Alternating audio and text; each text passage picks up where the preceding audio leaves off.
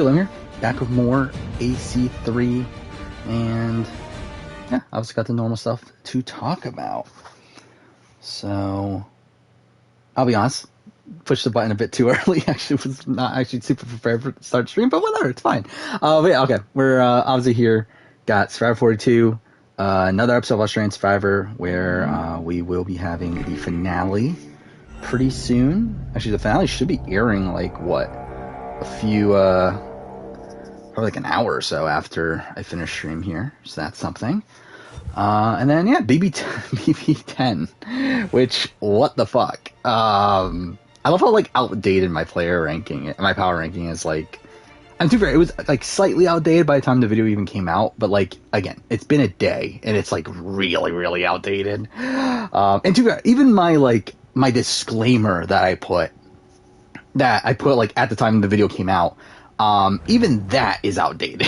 So it's like, whatever, fuck it. It's actually funny because like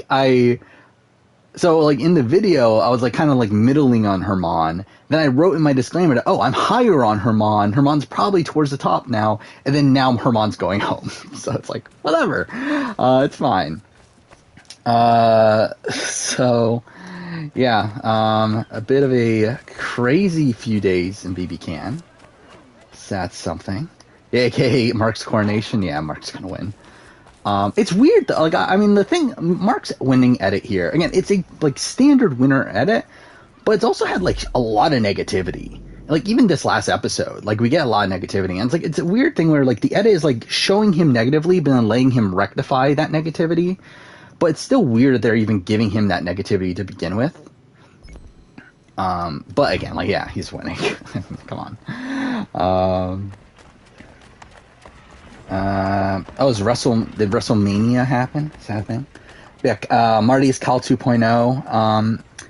I mean, like, kind of. I mean, like, it's a bad HOH, but, it's not really a bad HOH for the same reasons, though.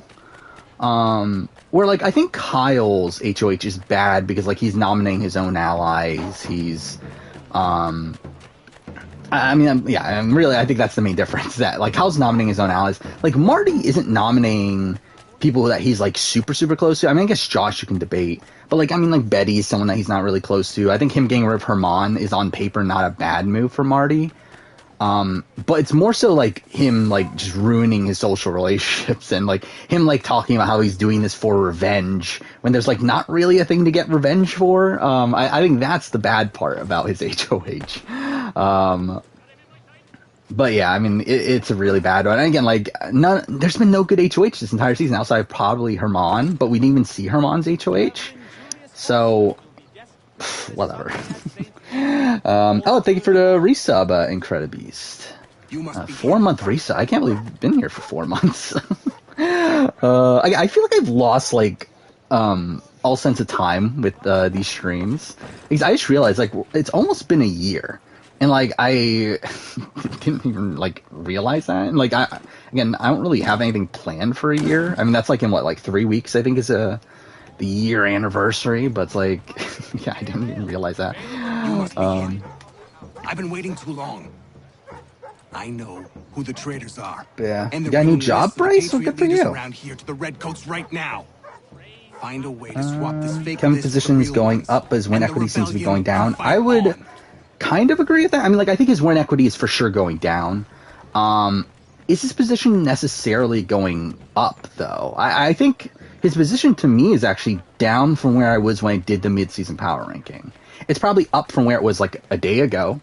But, like, when I actually recorded mid-season power ranking, again, like, at that point, he was pretty well positioned. Like, it seemed like that middle three was going to be the middle three, where, like, these two sides were going to go after each other. It doesn't seem like that's the case anymore. Instead, it seems like now we're getting even more different sides. Mind you, the Herman stuff has changed things again, though. So I don't, like, we don't really know exactly where the game is going.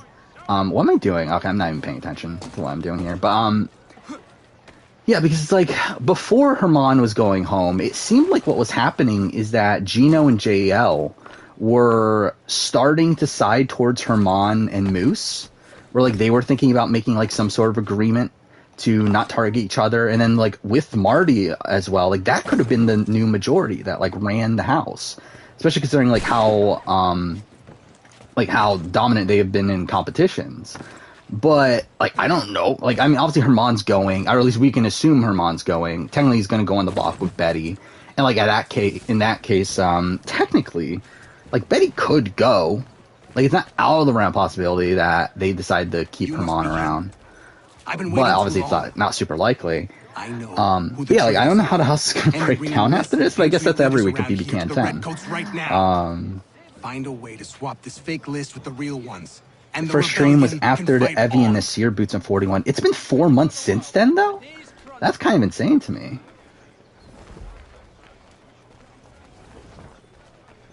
I believe this is also around the 1-year anniversary when I made the channel. So that's something. Because I didn't start streaming until like a month later or so. I don't even know what I'm supposed to do here. Did I watch the YA Law? I haven't watched any of David Bloomberg's podcasts. I haven't in a while. Like I haven't since like he stopped podcasting with Rob. Because like to be honest, I don't like David Bloomberg's takes on Survivor that much. So yeah, I don't listen to his podcasts anymore.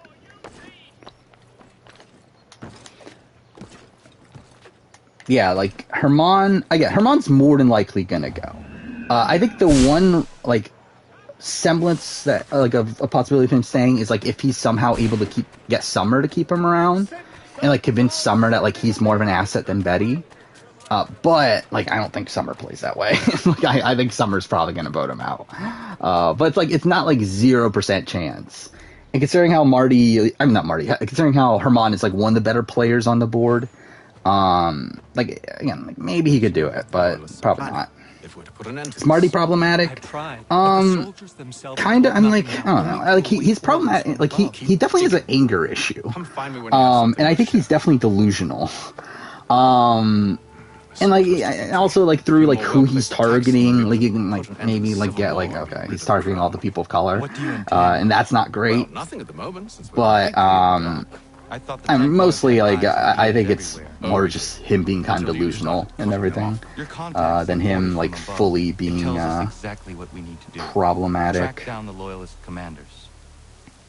would I voted for in 41 between Deshaun and Erica? Again, I talked about this earlier. I think I would have voted for Erica at this point. Where again at the time, obviously when the season finished, with the information that we had from the show, I would have voted for Deshaun. However, now I lean Erica, but it's very close. Because like I think Deshaun had a much better first 2/3 of the game. Erica had a better last third of the game. But I also don't look at her first 2/3 as bad as what I used to. So again, I think I lean Erica. And especially if like I had been there on the island. And considering like how the jury was very pro Erica. I feel like at the end, and like, yeah, I feel like at the end of the day, I probably would have gone Erica, but again, it's pretty close though.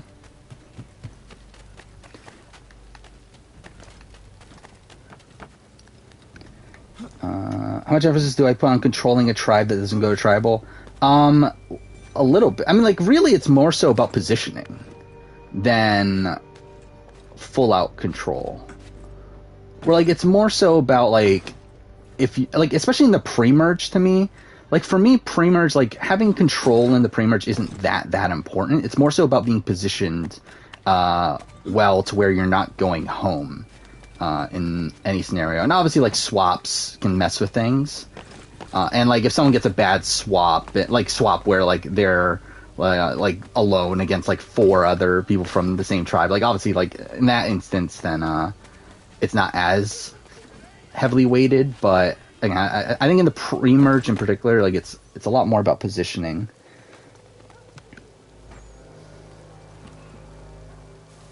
But, yeah, I mean, Deshaun was the best positioned in his original tribe. Where Deshaun was essentially the kingmaker in terms of he was the one that decided who went home. Cut in half. Because like he had the alliance obviously with Danny, but then also like had alliances with Sydney and Erica, and wanted to flip on both of them to the point where he had the decision on who of those two would have gone home. Yes. Was the final immune challenge of Australian Survivor? I think it's the what do you call it? The one where you lean back and hold on to the thing. Like they've done it in like they've done it before in Australian Survivor, but they've done it in. I know One World did it, and Kim won that, and like that was the one that like Kat wanted Kim to throw it to her. And I mean, too fair, they do it all the time in Survivor. I forgot what the name of the challenge actually is, but I think it's that.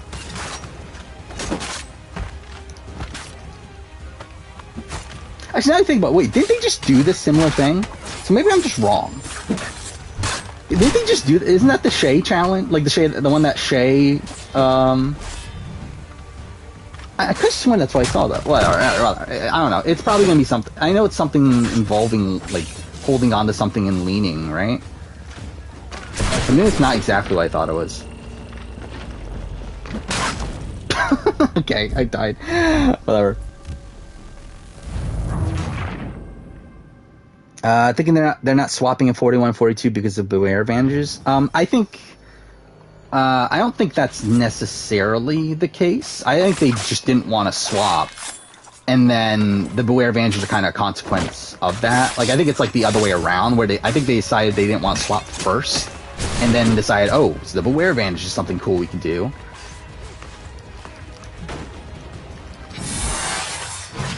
Oh, was I not supposed to kill them? Oh, those are the guys that have the fucking... Okay, I got it. Yeah, it doesn't seem like, again, we saw like the early footage of it in the preview. It looked pretty tame. They also were doing it during the daytime. So I don't know. Like, yeah, it looked pretty tame for Australian Survivor. But also, I mean, too fair, this is also the first like Final Four. So it's like, I mean, it's kind of leaning in that direction anyway.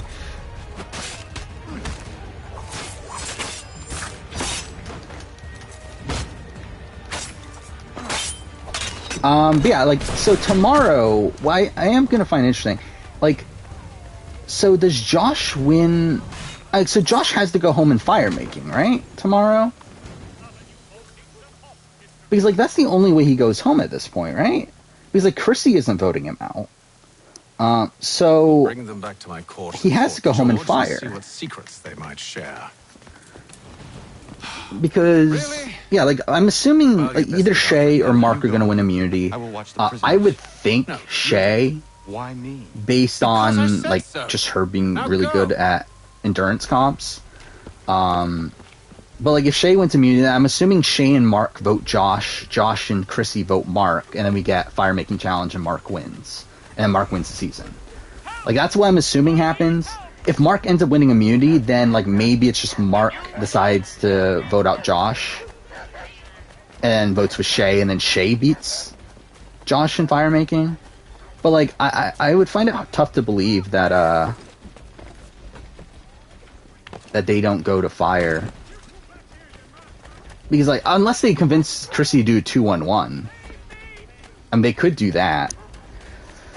Especially because I'm betting she just like got back, like that just backfired on her, right? Like, so it's like, is she really gonna go? Actually, no, she can't. Wait, can she do a 2-1-1? She can't, right? Yeah, she can't do a 2-1-1. Yeah, because that, like, if she does a 2-1-1, you can't do 2-1-1 because we're assuming that Mark or Shay have immunity. She can only do 2-1-1 if both of them don't have immunity, which at that point Josh will have immunity, so Josh can't go home. So yeah, so 2-1-1 can't happen tomorrow, unless it's a 3-1, which I imagine 2-1-1. But anyway, yeah, like it has to go to fire. I'd be surprised if Chrissy turns on Josh. It's either Chrissy turns on Josh or it's a fire making challenge where Josh goes home. But Josh is for sure not making Final Tribal. Because, like, I mean, again, everything we've been shown, makes it seem like Josh wins for sure if he gets to the end. I would say, I forgot, I was gonna watch the Jury Villa video before I started streaming. I forgot to do that. Okay, cool. Is Josh the best player of the season? Probably. I think we'll see how the game play. Like, I think if he, like, more than likely the answer is yes. However, I think if he gets voted out by Chrissy tomorrow, then that's like a little bit less. But if it's like fire making, he goes out, and yeah, I think if he goes out by fire making, I'm pretty definitive on yeah, he's probably the best player of the season.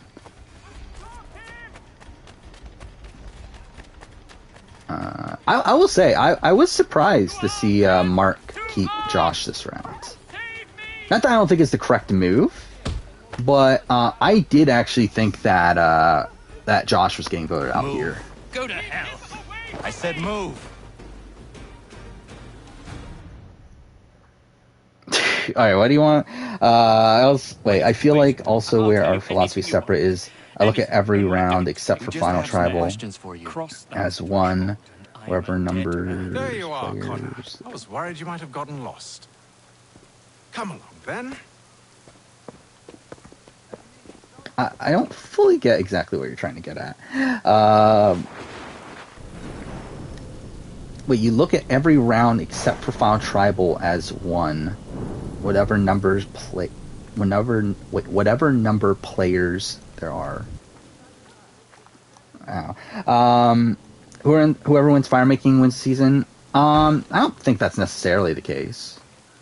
Because again, if Mark wins final immunity and it's Shay versus Josh and Shay wins fire making, I don't think Shay's winning the season. Again, I think Mark wins if he gets to the end.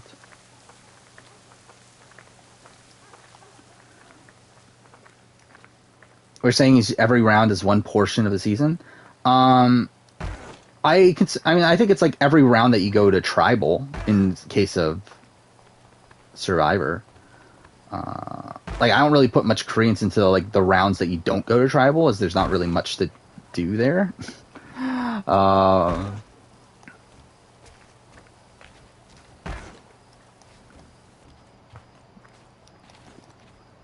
But like with Big Brother, I would include. But also, I don't think it's like a statistical sort of thing where you're like, okay, this person like was in danger for 3 rounds, while this person was in danger for 4 rounds. So that must mean the person in danger for 3 rounds is better. Like I feel like that's not really the way to approach it.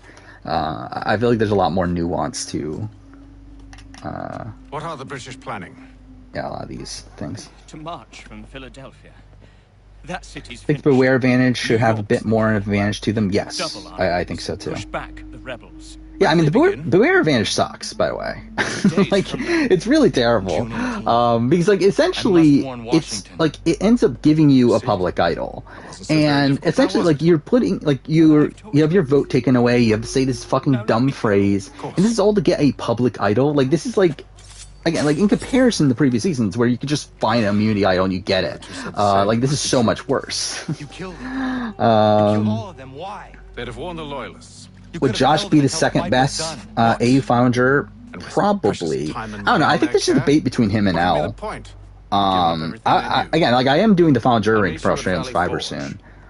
I think I would go him above L. Because like L's game doesn't really come to the forefront until Final 7.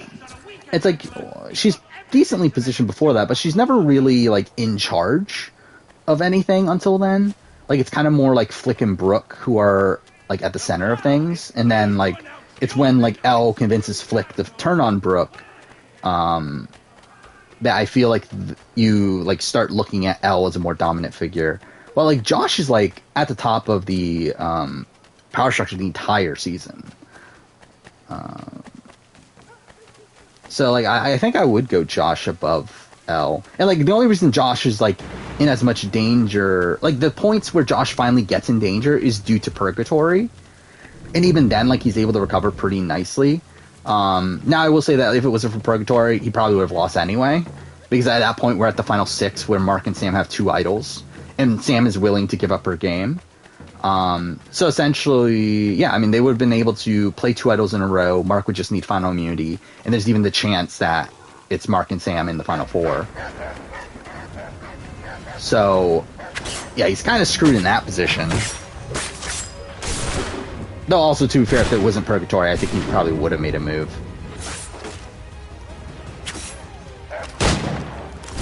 Does Josh have a chance of winning? Not from an edit standpoint, but real life, yes, he has a big chance of winning.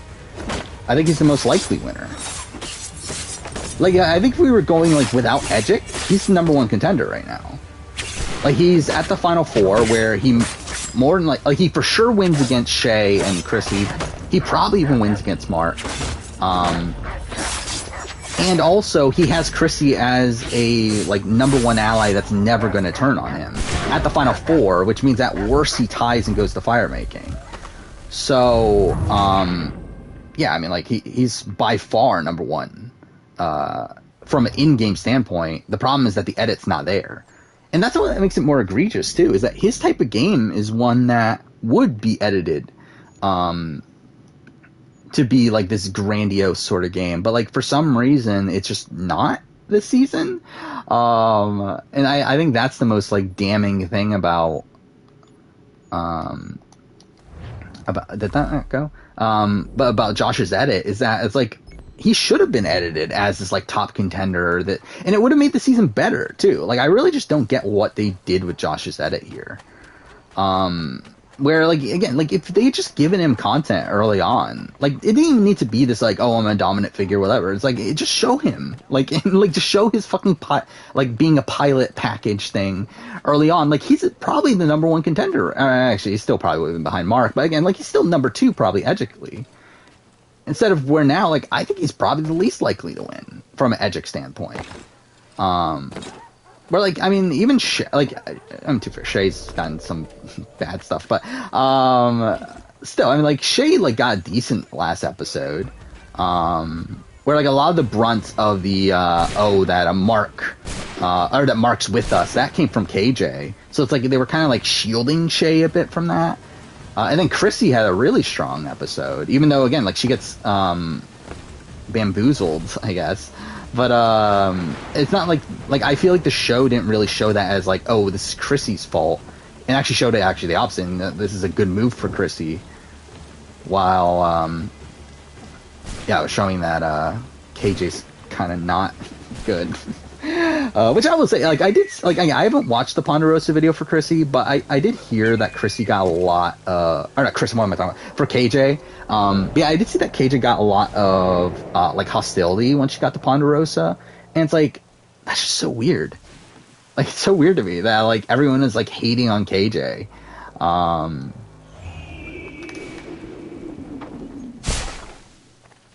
Like, where, like, supposedly, like, Jordy was upset that, like, KJ voted for him and that sort of thing. Even though, like, on the island, like, he seemed to be fine with it, which is weird because, like, I even recorded in my review. I was talking about, like, at least Jordy's, like, a good sport, like, and all this stuff. And it's like, he's being, like, if he's, like, being shitty to KJ, I guess that kind of takes that away from it. But, no. Would Ricard have won unanimously against anybody? Probably not. Yeah, like, I don't know if Ricard wins like, if he's against Deshaun, no, because Danny votes for Deshaun.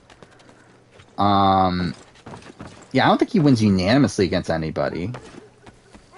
I mean, maybe because Xander, Heather, then I think Heather would at least get a sympathy vote from Erica. You would assume, at least. And to be fair, even at that point, like, I don't know if Shan's voting for Ricard at that point. I do wonder just in general, like, would Shan have voted for Ricard by the end? Because obviously, like, when she leaves, she was pro Ricard, but that's before she realized that Ricard voted against her. Where, like, again, like, if you watch the Ponderosa videos, you figure out that, yeah, she did not know that Ricard voted against her. Like, she thought it was Liana. And, like, that's why she gets so pissed off at Ricard and Ponderosa, because, like, at that point, she now knows that Ricard flipped on her and is, like, pissed at him. And, yeah, like, I don't know what the fuck is going on, Shan.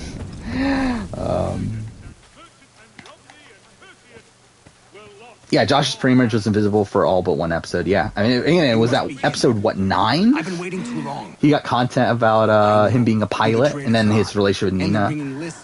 Leaders around here to the Redcoats right yeah, now. and that's pretty much it for the entire pre-merge, which is ridiculous. And the rebellion. Well, I see Josh as a returning contender in terms of, like, returning chances. I think he could. I don't think he's a guarantee. Like, he's definitely not like a Jordy. He's not like a Nina. He's not, I don't know, probably like a Chrissy if she wants it.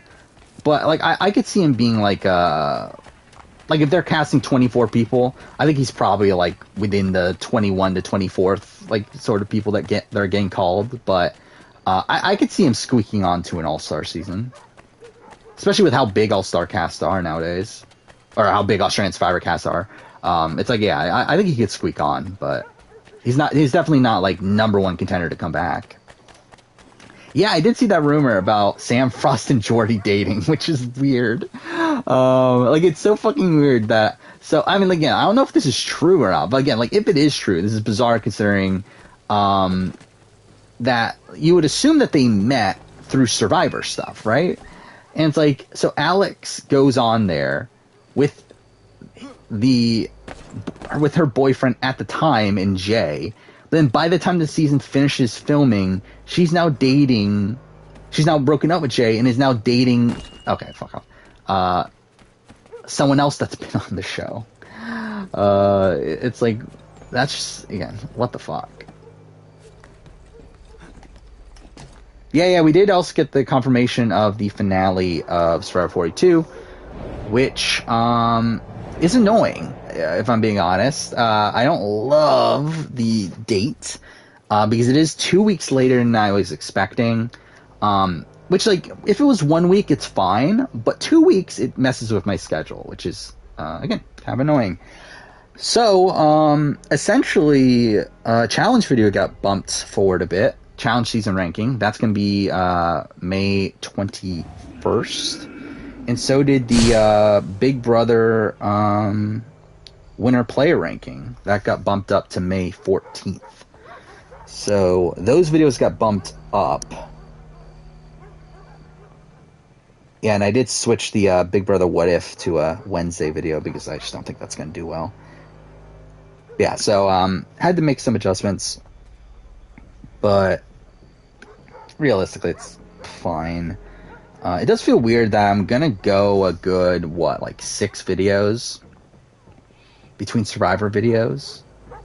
From, the end of April to, mid-March. And even then, actually, that's the Marquesas player rank, so it's not really until the Survivor 42 review. But, whatever. It is what it is. #1 on the Survivor US player ranking, or US ranking, I think it's, by the way, I did find out it's Omar. That's how you pronounce Omar's name. Because I keep on saying Omar. It is Omer, I believe. But either way, he's #1. He has been for the last, 3 weeks? In terms of, again, with Edgic in mind. Without Edgic, if we're talking about, who I think is, playing the best game right now, to be fair, it's probably also Omer. It probably is. I mean, it's essentially... It's weird, though, because, we're gonna come into... obviously, this is the last episode before the merge, and the tribes are, 4? We have 1 tribe with 5 and 2 tribes with 4. And the tribe with 5 is Vati, who I can very likely see going to tribal. Again, Daniel's edit very much screams out to me as, one that's gonna flame out soon. So it's if that's the case, then we're coming to the merge, tied in numbers, where, we have 3 tribes of 4, 4, 4.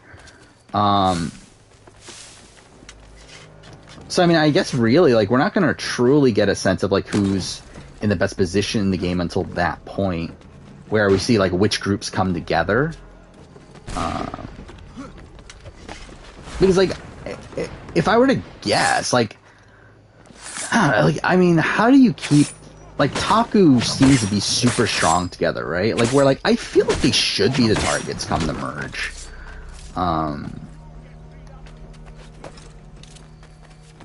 But again, edit-wise, I don't really see that, but also, I mean, they could be tricking us. Again, it could be, a Yasa situation. So, because, that's what I thought of Yasa, where I thought Yasa was going to be, the dominant tribe post-merge. And that didn't happen. So, yeah, who knows with that. I do find it interesting, though, that Tori is talking about flipping already. Where, what was it, in the sneak peek episode, I think? Or sneak peek, not episode, sneak peek video they posted. Tori, mentions that she's gonna flip at the first opportunity. Which, again, not great for Ika in terms of their chances. I don't know what I'm doing. I'm debating over like how much side content I really want to do here. I mean, let's just do the viewpoints. Why not? What if Mike plays the idol on Daniel? That'll be fun. Yeah, I'm assuming Beware Advantage gets activated tomorrow, right? Or not tomorrow, next episode. I mean, unless like, because like Mike did talk about how like he might not just say it until the merge, just so that his idol remains secret, which like it won't, considering his entire tribe knows about it. But that was left in the edit, so it's like maybe he just doesn't end up playing it. And like it's just waiting until the merge. So like Tori and other person, Marianne, don't get it until the merge either.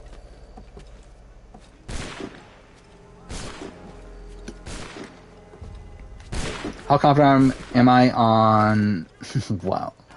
Omer winning? Not that confident. I'm not really confident in anyone right now. But again, this isn't like last season where I felt like Tiffany was like the number one by a lot. Like at this point, like I have Omer 1, I have what, High? No, I think I have Mike 2, right? And then High 3, something like that. And I think it's Jonathan 4, Marianne 5, Lindsay 6, right? I think that's the ranking.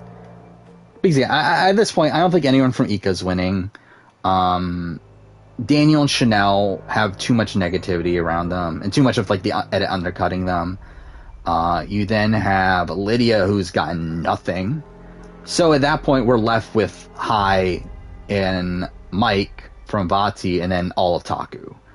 And like I don't like Lindsay. Like everyone's talking about Lindsay as the top contender. I don't see it personally.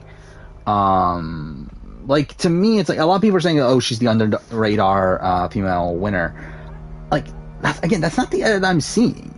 Okay, well I'm just a fucking idiot there. Because again, like usually with under radar women winners, they at least have like a semblance of a storyline presented in the pre-merge, to where like even like with Natalie, like Natalie mentions wanting to like let Russell do all the work so that he gets like in trouble for it. Obviously Erica has the lambs into lions, whatever. Michelle gets like a bevy of personal content early on. It's like Lindsay's gotten nothing. Like Lindsay has gotten like, she's being able to like, she's the one narrating certain scenes around her tribe, but like that's literally it. Like we know nothing about Lindsay as a person. And I feel like even with under radar like in under radar female winners, like you still have a sense of either who they are as a person or who they are as a player, and we don't know that with Lindsay. It's like, yes, she's getting a lot of content to talk about her tribe, but like that's not really anything. And like again, like I have her number 6, and that's largely because she's from Taku, who I think the winner is more than likely going to come from. But like it's not because like anything her edit actually like has within it. Like it's like I don't feel that confident on a Lindsay win.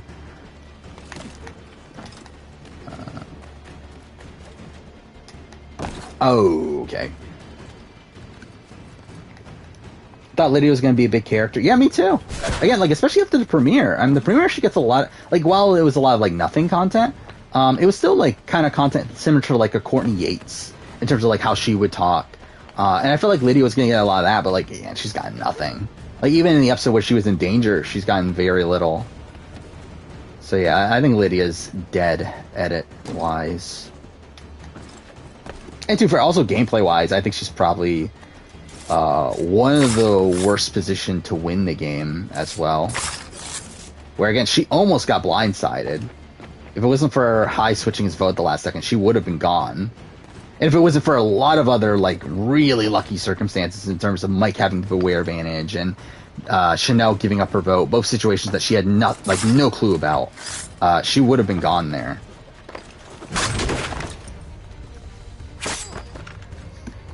Where I rank BBCAN10 so far? I don't know. Like, to be honest, I've been thinking about this because it's like BBCAN10 is a season that like there has not been a bad week so far. Like, it's been a pretty great season if we're looking at it in pieces, but I just feel like for me it's not clicking as much as I want it to. Like, it's not like, to me, it's like, I feel like even with like BBCAN10, despite how crazy it was, I felt like the level of like there's still like a level of stability there, to where there was like an overarching story throughout the season that you can kind of follow, where like there's not really much to follow with BBCAN10. It's just pure craziness. And it's like a lot of just like insane gameplay week to week. And it's like, that's cool. But like, I feel like when I get around to ranking the BBCAN seasons, I don't think it's gonna, like, it's for sure not gonna be above BBCAN10 or BBCAN5. And I don't think it'll even be above BBCAN9. But it'll probably be like 3 or 4. It'll probably be around there. Like, it'll be a top, like, definitely top half season. But I don't know. I just feel like I'm kind of missing a bit, like, not necessarily narratively, but there's no like real through line across the season. Just, I mean, like, yes. I mean, obviously we still have half the season left, so we could get that moving forward. Especially if like Kevin and Helena and Josh, if they become like a more dominant alliance. Which, too bad, I don't even know if they're going to be. I mean, I don't think they're in the greatest position right now. But again, getting rid of Herman is very big for them. If Marty wins, where would he rank? I don't fucking know. I think pretty low. Again, like, I think Marty is a really bad player. I should say this. Like, he has very, like, he's good at competitions. And like, he's good at like initially creating social bonds. He's not good at maintaining them. He's not good strategically at all. And he's like so willing to flip on his allies, but then like also like not willing to take the responsibility for doing so. Where again, like a lot of this week is him not able to take the responsibility for voting out Gino, and him blaming Josh and Betty for getting him to vote for Gino. And that's why he wants to target them for revenge. And it's just really dumb. Anything? Kevin in the video, yes, he did, and he is currently, again, I don't know, like within the last few hours, but last I've seen, he is planning on using it on Josh, and Marty has agreed to backdoor Herman. And initially wasn't going to unless he got permission from Gino, to which Gino like kind of just said, sure. So, yeah. It does look like the backdoor Herman plan's coming through. Though again, we still have, 12 more hours until then? So, still a bit of time. Okay. I don't think it's bad strategy for Mike to keep Daniel around, considering I think Mike could use him as a shield, and Daniel trusts Mike the most of anyone on Vati. Kind of, but I feel like just Daniel is such an untrustworthy person, though. I don't think you can trust what Daniel is going to do. I mean, like him turning his back on Chanel, someone he perceived to be his number one ally, and he just throws her under the bus right away. That is such a bad like indicator in terms of like you can't trust someone like that. If we're looking at this on paper and like you're able to like fully like know everything Daniel is thinking and how he's going to play the game, then yeah, I probably, and like we do, if we were to know like, okay, he's going to stay loyal to Mike, then yeah, obviously it would be better for Mike to keep him around. But like, you just can't know that in the game. And based on how he's like acted in the game, like you just cannot keep Daniel around. And that's why, like, even from the, like, at the moment that he throws Chanel in their bus, I knew he was like, again, he's done. He's going home next. There's no way that Hai and Lydia are going to decide to keep Daniel around after that. Marty's great at loving Kevin Martin. Yeah, I did find that funny because like I was thinking coming into this week that, so is Marty going to win HOH so that he can get the video from Kevin Martin, and he actually does. What I think of double eviction, I thought it was fine. I think it, like, I did like how they used the safety chain.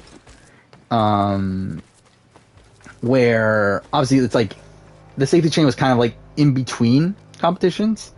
So in Sequester, what they would do, and like what happened essentially with Monwan, is that they let it ride to the end, in that the last person without safety automatically goes home, or automatically goes on the block in the case of Monwan.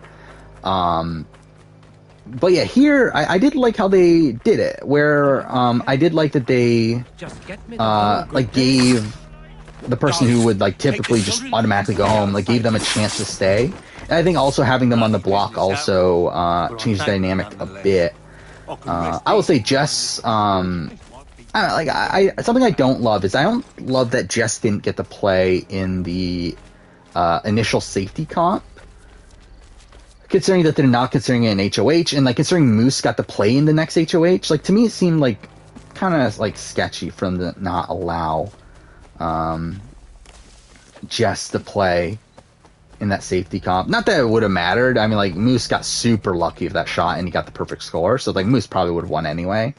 But I think from like a fairness standpoint, I don't think that was the correct decision. There we go. What am I doing here? I think that's all the viewpoints, right? I'm not going to do the fucking tunnels. I don't think I'm going to bother with liberation missions, because those are really monotonous. Actually, fuck. But then again, you get the mission. Fuck it. Okay, let's do at least one. Running out of winners to give video messages? Yeah, I mean, we only have, what, 3 left, right? How many weeks are left? It's what, 5 weeks? 4 weeks? So yeah, what are they going to do at that point, I wonder?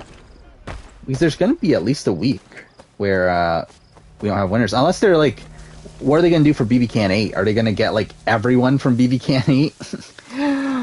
Like, are they going to get like everyone that didn't get evicted and make them do a message together?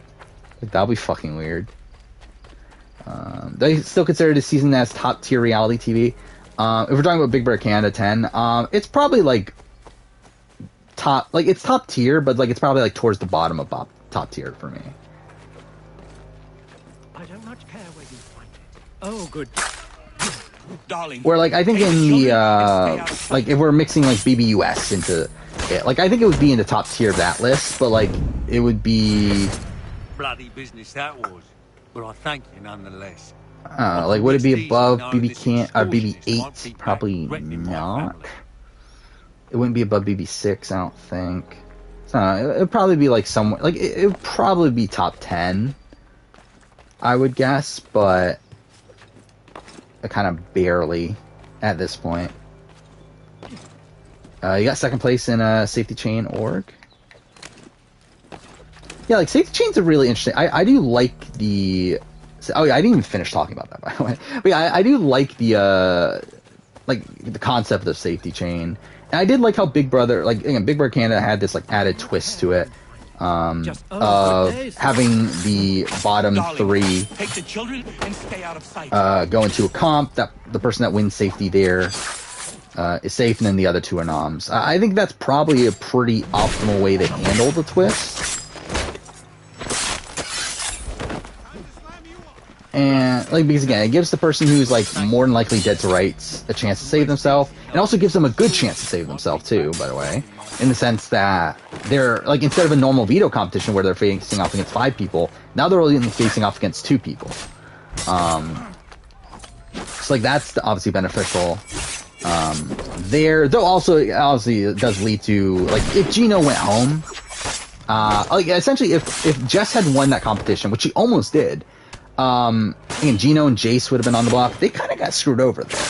Like, really, the Safety Chain played out in the worst possible scenario for them. Where, like, they were obviously going to save each other had they ever got picked. So, like, it took a very weird layout there for neither of them to get saved along the way.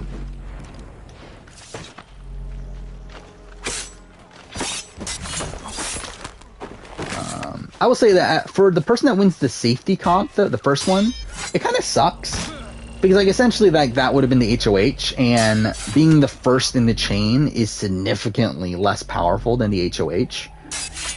So, like, I think it kind of sucks to win that power. Where, like, you're putting a target on your back through winning another competition.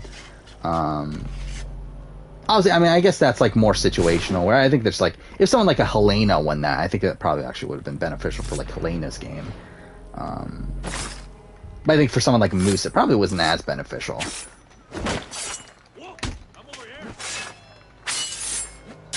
Yeah, like it could potentially put a target on your back, and then you're not really even getting like the full power of the HOH.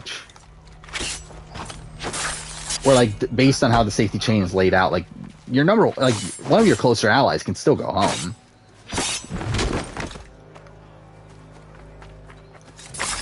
Like if Josh had not played it like coy and decided to like fully flip on his group then instead of because like I mean again Josh is like pretty much fully with Kevin and Helena at this point. Where like he's willing to let Herman go because he thinks Herman campaigned against him, which I don't even, like, was that the case? That's something I actually don't know, is that I don't even know if that is the case. But yeah, like I think like again Josh wasn't trying to play like trying to keep his cover. Like I'm potentially like Betty or Summer could have gone home at that point. Because, like, if Josh picks, like, who he probably would have picked in Kevin would have... And, like, if these people were not playing this, like, super, like, strategically and, like, actually picking their number one allies, then, yeah, like, Moose picks Herman picks Josh probably picks Kevin picks Helena probably picks Marty, and then Marty could pick Summer, but, like, probably picks Gino picks Jace, and that means what? Betty, Summer, Jess are on the bottom? Which means that, again, Moose, like, one of his closer allies, and Summer or Betty are more than likely going home in that position. So, again, like, it's not that... Like, it's definitely not great to... for the person winning that comp to win the comp. Or at least it's not as beneficial, obviously, as, like, an HOH. Well, I think if Kevin is a player, I think he's a very strong player. Yeah, like if he gets Herman out this week, then I think he's pretty solidified as the number one player of the season. Like even if he ends up going out pretty soon afterwards, like he's I think he's definitely the best player of the season. We'll have to see like if he's like number one the player ranking. Because obviously that'll be more of a factor on like who wins the season, how they win, and all that sort of stuff, and like placements and stuff.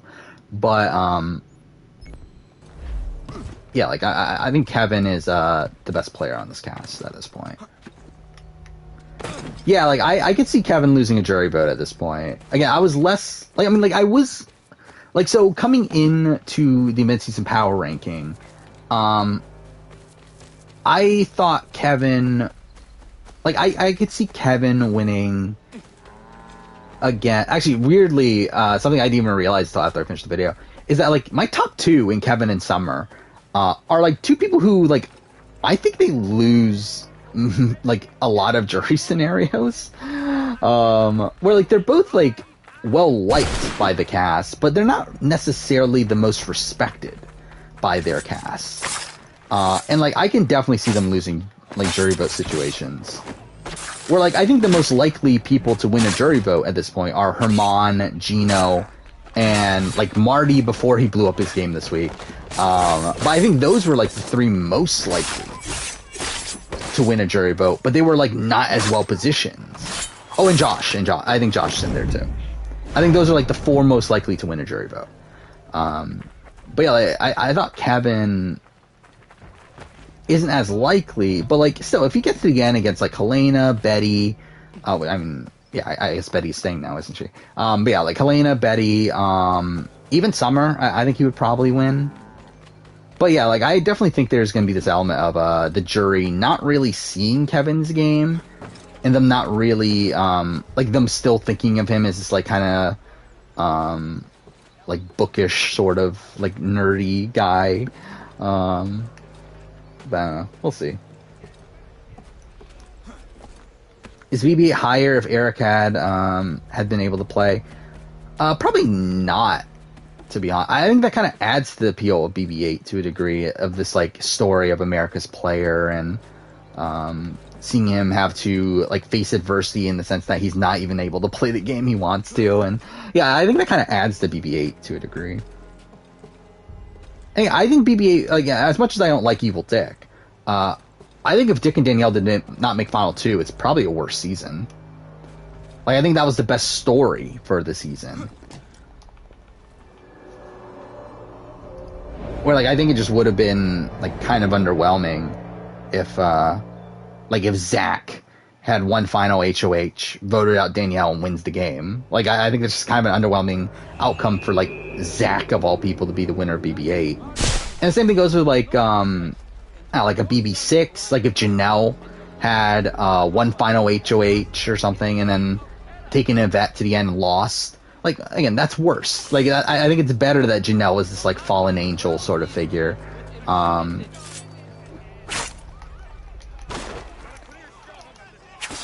It's like, even though, like, certain people that, like, I would have, like, preferred to win didn't win, like, it doesn't mean that, like, like, from a game standpoint, I should say, doesn't really mean that, and actually, that's not even the case with Janelle, but yeah, that doesn't necessarily mean that I think it, like, makes for a better outcome to the season from a, like, a television standpoint.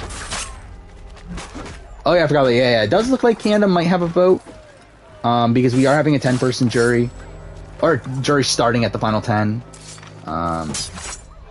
or we could get this, like, they are able to vote off a jury member again, like they did in BBCAN10. That's a possibility as well, but yeah. Canada might have a vote. And based on how the edit is tomorrow, Marty might still win that vote.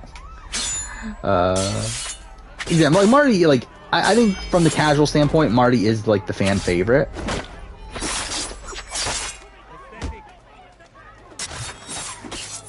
But, hey, we'll see how the episodes this week are edited. For the most part, BBCAN10 has been, like, very accurately edited. Okay, fine. Yeah, the edit for the season has been very accurate. So, yeah, we'll see if that continues tomorrow. Who I like more, Rachel or Dan? If we're talking about Big Brother, then Dan. I mean, I still love Rachel Riley as a character, though. But, yeah, I mean, for me, Dan's, like has everything. Oh yeah, should I do Benedict Arnold? Forgot about the Benedict Arnold mission. Which do I think was better, Risha or Gary? Probably Gary's. Like, Risha's was nothing. Really, I mean, like, all these, like, week 1 evictions, or, like, not even week 1, like, the day 2, or, like, episode 2 evictions for Big Brother Canada are really fucking terrible, because, like, we just know nothing about these people. And I think, like, with the fan vote element of the Risha one, like, that was just kind of, like, whatever, who cares? Like, when it was, like, it was so fucking dumb. They did fucking Canada's vote for who gets voted out of Risha and Pilar, after we literally saw them for, like, what, like, 2 minutes each? So it's getting, like, that was just a nothing thing to me. While, again, Gary, like, at least we knew, like, the game position. Like, it was, this kind of dilemma for Dimitris. How dare you call upon me after Monmouth? I have nobody else to turn to. Wait, we haven't even done that yet, right? West Point's been infiltrated. I believe they intend to murder Major General Benedict Arnold. Yeah, this takes place, like, way I after, still so do not whatever. see why you need me. The loss of such a figure would be devastating to the cause. You don't get how shows are on in Canada, but Canadian shows are on in the U.S. It's because U.S. doesn't give a shit. Like, I think that's really... Because, like, really, U.S., like, makes so many shows that I think they can, like, fill out their own, like, schedule with shows. While, like, with Canada, it's more so, like, they're taking you... Because, like, U.S., like, as narcissistic as it sounds or whatever, like, is essentially, like the number one country in terms of the entertainment industry. Where, like, if you're big in the US, you're more than likely big across the entire world. Oh, I didn't even fucking do the mission. While, like, it's not the case the other way around. Where, like, US does not care what Australia is doing, or what Canada is doing, or what UK is doing, or what these other countries are doing. But it's like if you're famous in the U.S., you're more than likely famous elsewhere. So it's like in the U.S., like there's no channel that cares enough to air Big Brother Canada. But in Canada, obviously, like they're going to air their own version of the show, and then they also care about Big Brother US, which is like a bigger show anyway. These again, Big Brother US, Survivor US still do better ratings in Canada than BBCAN. I think Kevin's going insane. Yeah, I did see that. I did see that people are thinking that Kevin might be losing his mind. I haven't fully seen why, but yeah, that might be a thing too. Which boot do I think? Oh, yeah, I already talked about that.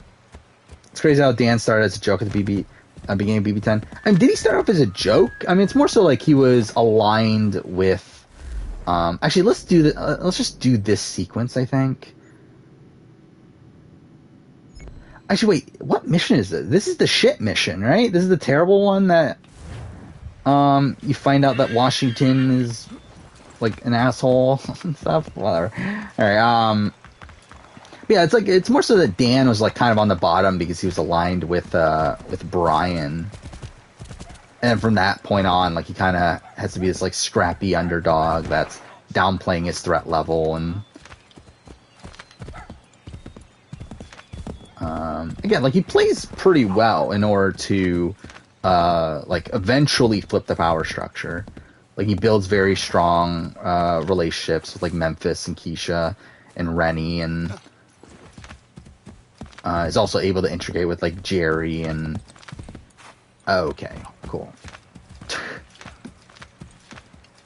Really? Perfect.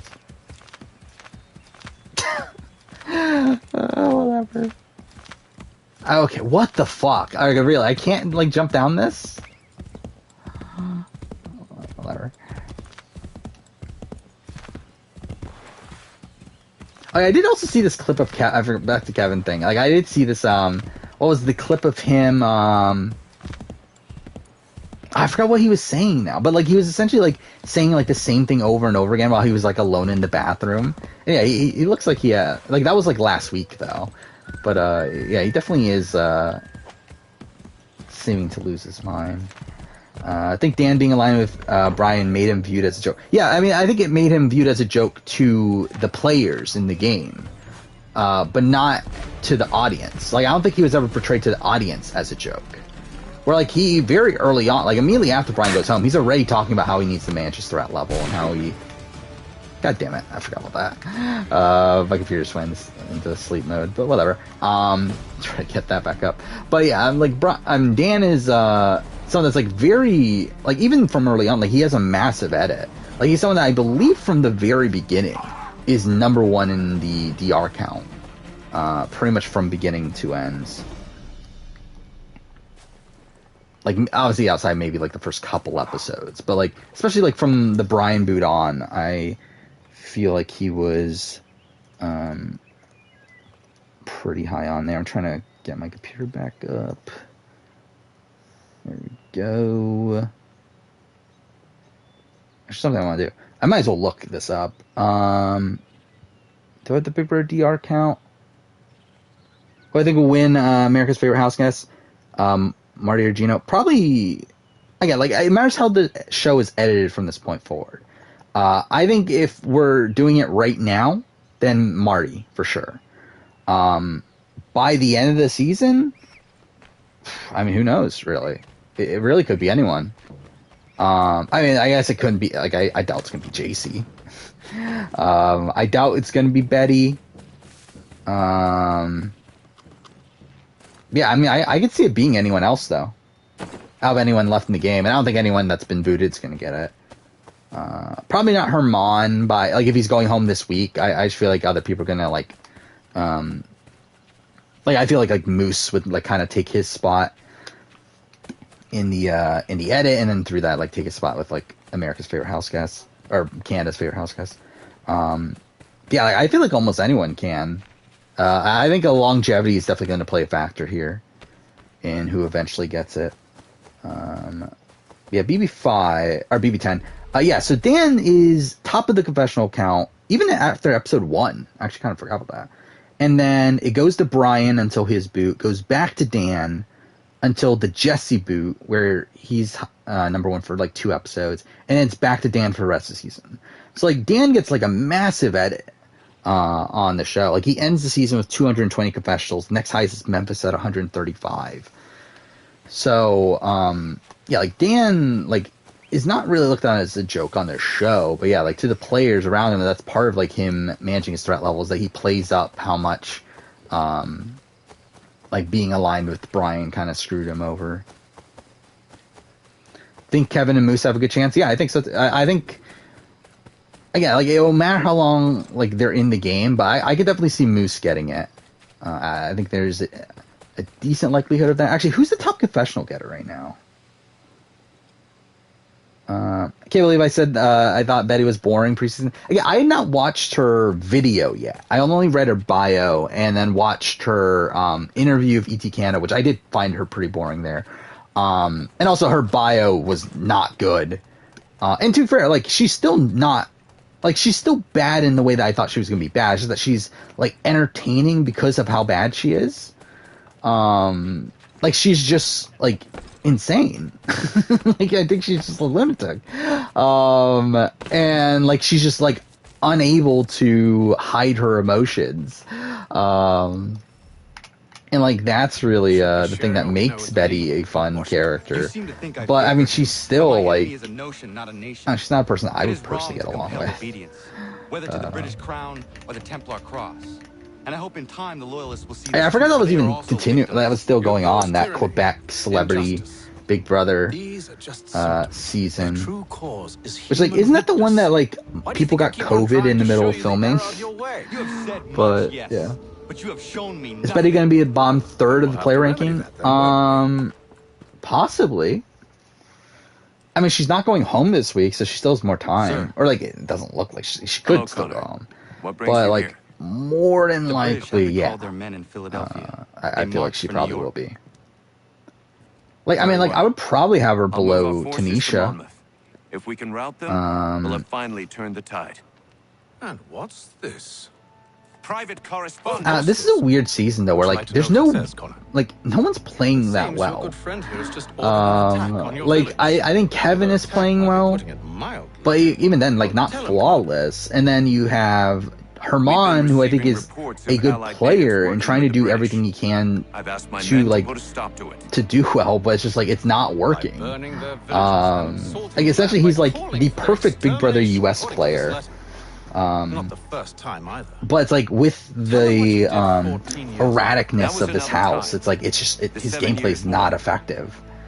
So now you see what happens to this great. Yeah, like everyone else, like I think Summer's like had her moments, but even then, like I don't think she. Again, like I feel like a lot of that is just like kind of situational with her. Who did what and why must wait. Yeah, like Moose is like, I mean, like pretty bad, but like isn't necessarily like in a bad position right now. Yeah, Marty, I think, is a bad player.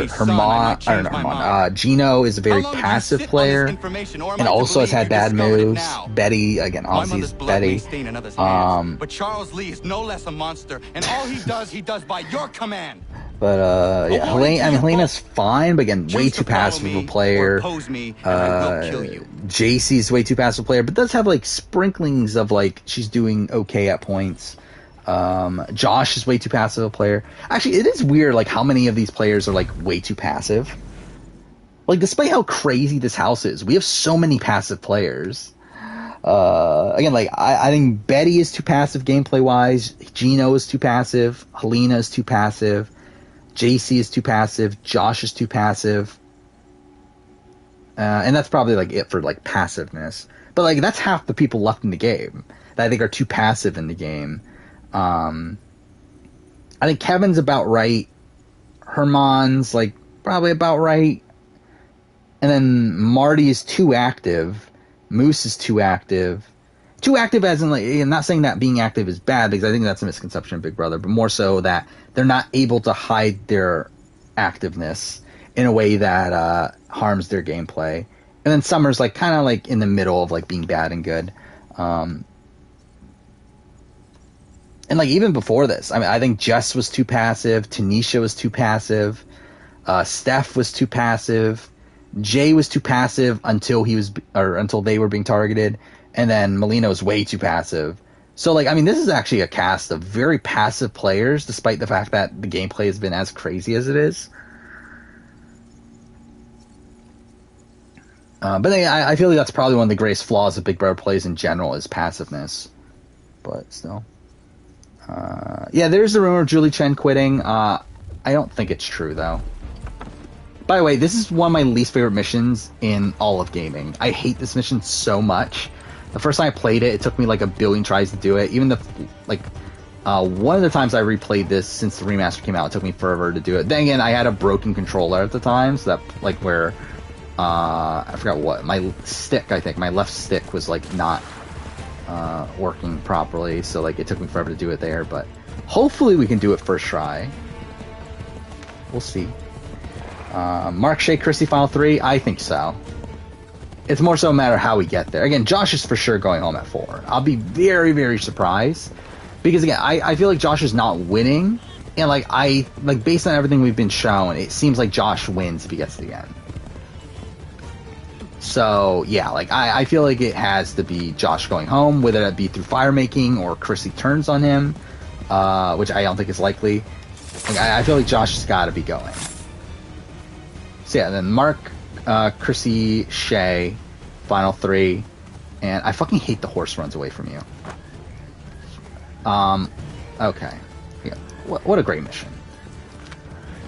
But, yeah, then I think, again, obviously Mark wins, I feel like. I would love it if, like, not from, like, a gameplay standpoint, because I do think Mark played the best game of the 3, but I would love it from Edgic perspective, especially for Australian Survivor, for Mark to not win.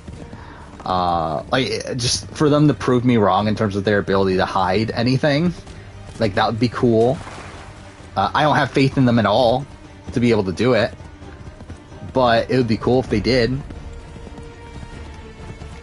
Is the Rockstar Brett moment a top moment in Big Brother history? Yes. 100%.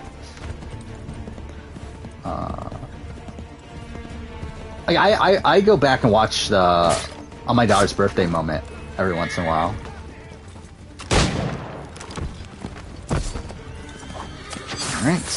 Alright, so this next section that we're about to do is the part that I always fucked up on, because it's one where you have to catch the guy before he reaches the village.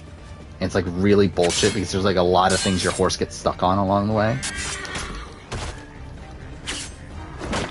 If Josh wins, AU editing fixed? No. I think that's a further, like, that shows even more how fucked it is. Where it's like, it's fucked but in the opposite way. It's fucked because it's not as transparent, but fucked in the sense that, like, they're not even, like, showing their winner in the first half of it. Like, when you have your winner literally only get content in 2 out of the pre-merge episodes. Again, 2 out of 12 episodes. And one of those just being literally a voiceover in episode 1. That is ridiculous. Like, that is terrible editing for your winner.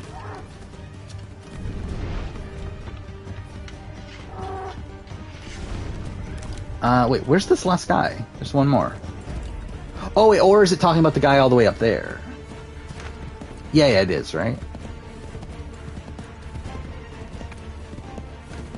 I feel like Marty's gonna have bad jury management. I mean, he already has bad jury management. I got, like, Marty is someone that came in this week, like, probably in one of the best positions to win a jury vote, if he gets there. He is just really blowing that up. Where, like, Summer now hates him, and, again, like, Kevin and Josh are talking about how he's lost his mind.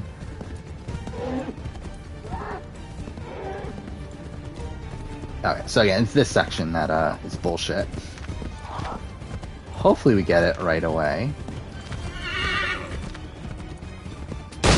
There we go, we got it. Alright, we did it. But again, that section could be really fucking bullshit, though.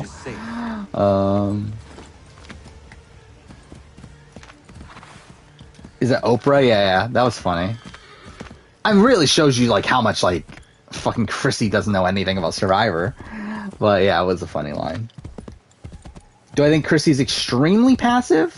I don't know if it's passive because like I think at that point I don't know. Chrissy's a weird one because like she's one of these people that like is trying to undercut her opponent and try like the thing is like Chrissy seems to be like fully loyal to Josh and like completely unwilling to do anything again, like to actually like vote Josh out, but also still wants to win against Josh and like tries like at the last second here to make a move. Like this very much reminded me of like the Sarah trying to vote out Ben to gain favor of the jury, like Chrissy trying to vote out Mark here. Like it felt like someone that like notices that their jury chances aren't that great, but they still want to get to the end against a specific person, so they make like a last second move and a last ditch effort to try to win the game, but like it's not going to be effective. Like it never worked. Like Sarah, again, if she gets to the end, like to be fair, Sarah was going to win if she gets to the end against someone that isn't Tony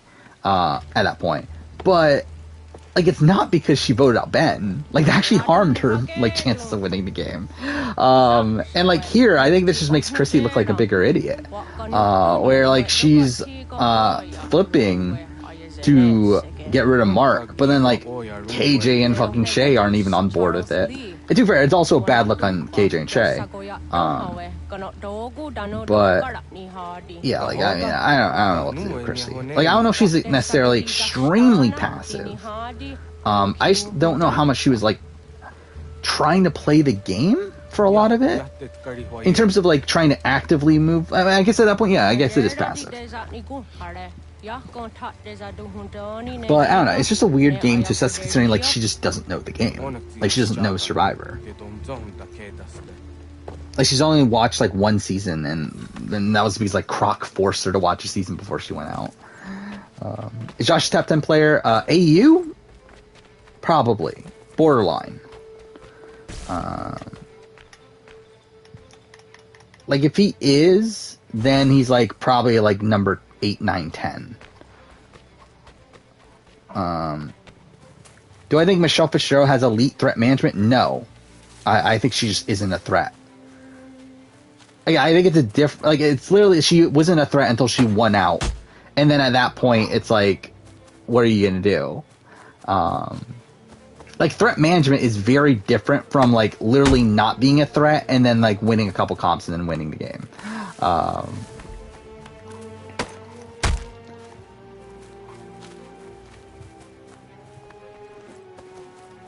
Because like for all intents and purposes, like Michelle was not a threat. Like Michelle like wouldn't have won the game had she not won like the last couple competitions. Money, they were like looking for an excuse to not vote for Aubrey and Ty. But even then, like I think they would have gone for Ty had this been a situation where like Michelle just like fell into the majority and not won competitions and just got to the end.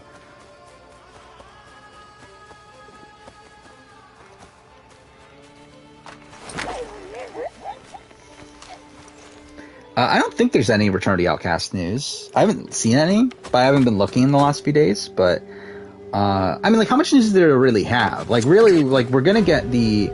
I would assume we're gonna get the cast in what, like a month and a half or so. That's when we got it last. We got it last year for Immunity Island. I think it was like mid-May, if I remember right. So I assume that's what we're gonna get this time. Then again, I think the season's starting later, right? So, I don't know. We'll see. You watched the Fairly Odd Parents thing? Yeah, I assume that wasn't good. Yeah, I think Josh is again, Josh had a lot of control throughout the game. Yeah, I talked about that earlier when we were talking about like final juror ranking for Australian Survivor. I think he's number 1.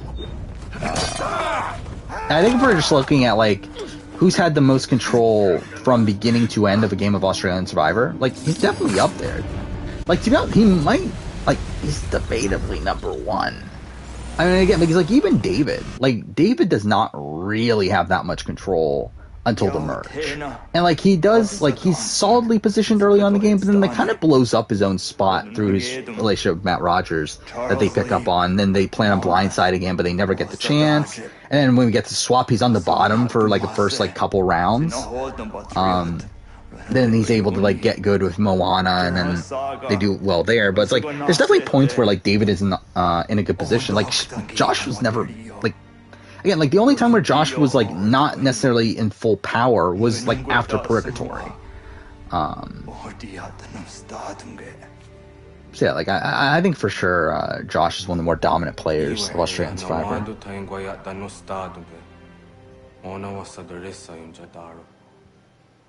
Yeah, I did love that. Yeah, that Xander finally got personal content in the finale. I did find it funny too because like Rob on RGP on the finale podcast, Rob was talking about, oh, I thought Xander was going to win because he got personal content after he won immunity. It's like, what the fuck show do you think you're watching that they're literally gonna like at the last second like give personal content to someone, say, hey, this is more than likely the winner now.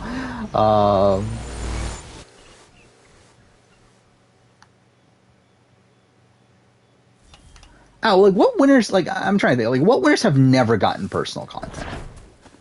Like, have there been any winners that have never gotten any semblance of personal content? I was thinking Natalie White at first, but at least she got, like, to talk about her Christianity and everything, right? And then she also got, like, I mean, I don't know how much it's really personal content, but she got the killing the rat thing. Like, I don't think there's been a winner that's, like, gotten no semblance of personal content. Because, like, really, Xander, up until that finale, the only personal content he got was like this one line of him mentioning that he's like an app developer or whatever, or like he mentioned that he works with code, right? I think that was like the one thing. Fabio got personal content. Actually, to be fair, family visits also mess with things though, don't they? Because like that's kind of like forced personal content points. But like he got to talk about how much he missed his mom and everything, and then. I'm trying to think. Didn't he get stuff early? Like, obviously he talks about people underestimating him and that sort of thing, but that's not really personal content. But anyway, I mean, like, he definitely got, like, some personal content. Killing the rat was a great personal journey of discovery. Yeah, obviously. That's the classic tale of killing the rat. Do I think I'll make a player ranking of the Glass House? No. By the way, that is the thing that I'm kind of in the position of right now. So, yeah, obviously I finished BB3, the rewatch of that. I've taken all the notes, but I haven't started with the script yet. And I think I'm going to wait a bit. So essentially, I was going to go directly into... Well, initially I was going to go into Survivor Thailand, but I kind of forgot that, oh yeah, I'm going to do Glass House retrospective. So I got to watch the Glass House. But I think I'm going to wait a little bit here to go directly into it. I mean, like, I've been, like, on, 4.5 months now of, like, just constantly watching old reality shows in the background. Like, from when I started the Challenge rewatch, which took, like, 4 months to do, and I just watched BB3. So I think I'm going to take a little bit of time off. And I think because, like, and it's also a good time to do it because, like, I have certain other videos I want to prep as well. Plus, also, I'm working on the Australian Survivor review, or at least I will be tomorrow. And then got mid-season power ranking for Survivor that I'm going to work on later this week. And then player ranking for Australian Survivor as well I have to work on. So it's like I'm going to be busy anyway. So I'm probably going to, like, hold off a little bit before starting work on the Glass House and then Survivor Thailand after I have to watch the merge boot ranking or all the merge episodes. Because I'm going to do a ranking of all the merge episodes.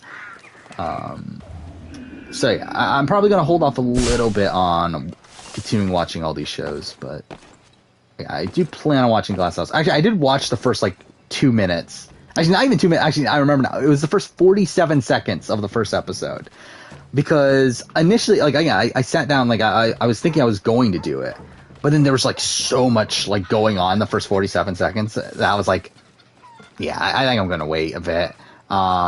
There's just, too much. I can't focus on watching this show, taking notes, and then also doing something else at this point. So, yeah, I decided to drop it for a bit. Because I was working on, I've been working on some other videos. Again, I'm in the process of prepping some of these videos that I know I'm going to... Okay, cool. That I know I'm going to make after Survivor 42 is done.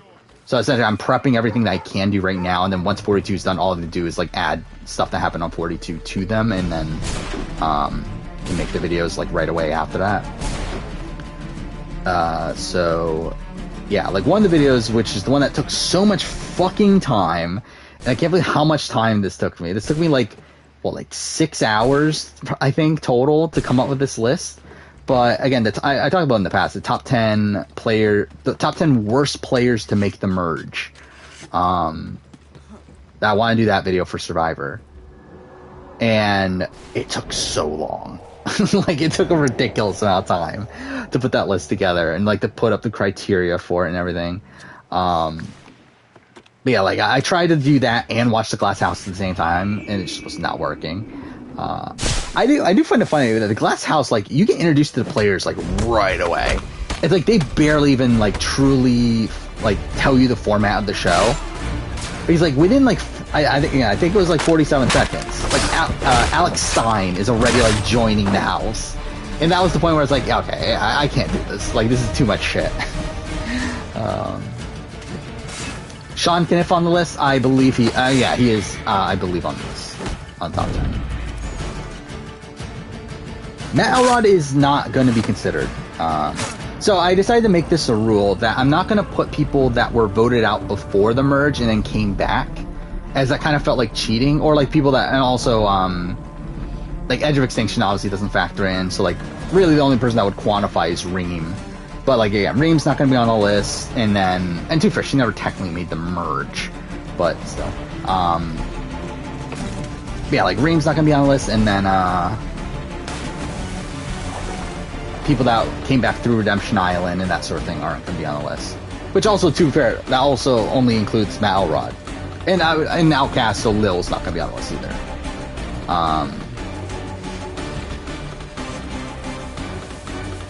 Then again, I don't think Lil would have made the bottom 10 anyway. But Matt Elrod would have for sure. But yeah, Matt Elrod's not on the list. Eddie Fox is on the list. And I'll be honest, like, he was not on the list initially. Again, I put so much fucking time into, like, thinking up the criteria for this. I went through so many iterations of this list, it's fucking ridiculous. But when's the video coming out? I think it's not for a while. Because, again, this is not until 42 is done, and it's even then not coming out immediately afterwards. But as of right now, it is scheduled... Where is it? There we go. July 16th is where it's scheduled right now. But again, Survivor doesn't finish until what, May 25th, so I can't even make the video until then. And I kind of can if I really wanted to. Because, like, I mean, I was looking through 42 of, like, the only people who would, like, even be in consideration are Tori, Roxroy, Lydia, and like Daniel if he makes it, which like I'm expecting Daniel to go home. But like I feel like no one else from 42 would even like be in consideration. And even then, like and this is the thing about the bottom 10. And like the thing that like a lot of people that I think are like notoriously known for being bad, a lot of those people are not on the list. Where, like, to me, it's like there's so many people that like came into the merge and like had like no connections, or like really like didn't do like that much well in the pre-merge and then get voted out immediately after merge, that a lot of those people are towards the top of the list. Like, I'm looking at end gamers, there's really only like, actually I guess there's actually like a decent amount at the bottom of the top 10. But like the top 5, I think the highest placing person there is what, 9th place? Oh no, I'm a fucking idiot. Eddie, I forgot about Eddie. But outside of Eddie, and Eddie's like a very weird circumstance. But yeah, like there's a lot of early merge boots towards the top of the list. But yeah, like a lot of people like I have my list of honorable mentions too. It's a really long list. And two, it's kind of like, oh wait, the fucking worst player of all time video isn't even out yet. But anyway, I structured it similarly where, essentially like, when I go through the honorable mentions, it's not necessarily all the honorable mentions, but it's kind of like a group of honorable mentions. So it's like I'll talk about like Eric is like someone that's like an honorable mention, Eric Reichenbach. But like when I say honorable mention, also it's like it's more so like people that you would probably expect to be on there, but isn't. And like Eric's one of those examples where like Eric is not a bottom 10 player to make the merge, and to be honest, isn't really that close. But I think he's someone that people would expect because like he gave up his immunity and stuff like that.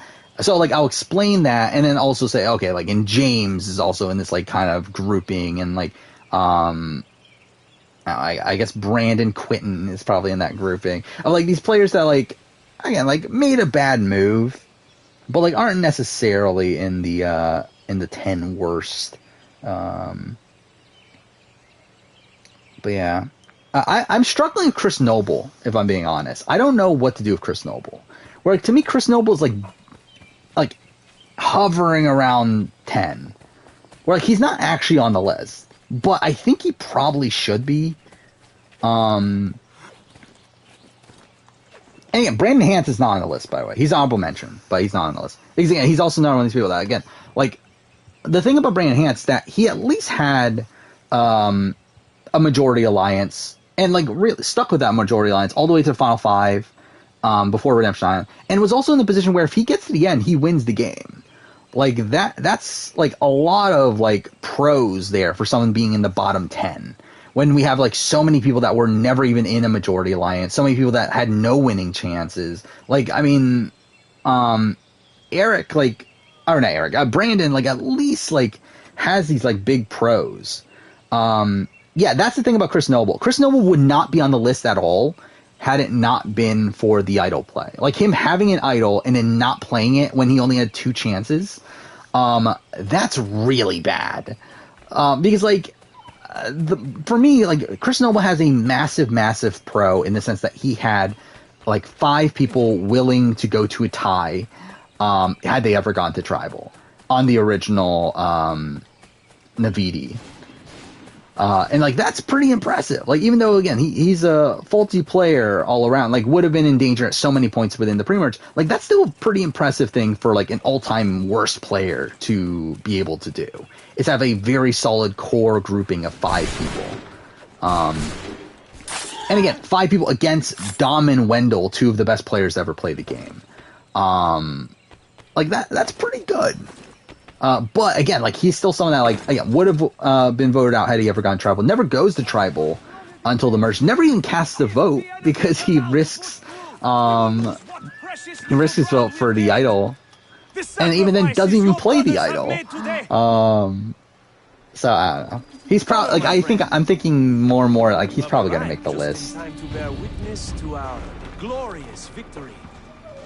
Where is Charles Lee? But yeah, everything's not solidified yet, and I won't bother solidifying it until after 42, or at least until I'm more solid on like where. Again, like Lydia, Roxroy, Tori, and Daniel, but I don't know if Daniel's gonna make it. But until I'm more solidified on where their games are going. Where did they come from?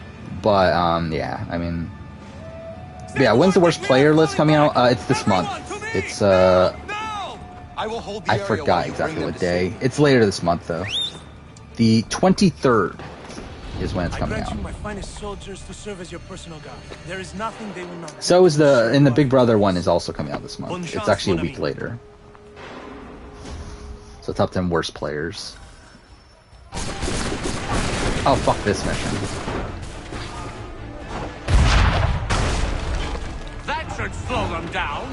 Yeah, I did know that. I didn't know that SA Panama and Australian Survivor and Celebrity Australian Survivor came out at the same time. Which is again weird, considering again it's the first ever SA season and it's the first Australian season in like 4 years. But yeah, they just so happen to both come out at the same time. Bought us some time, sir. Yeah, it is weird that yeah, like 2 of the people to never end up casting the vote are both from this season.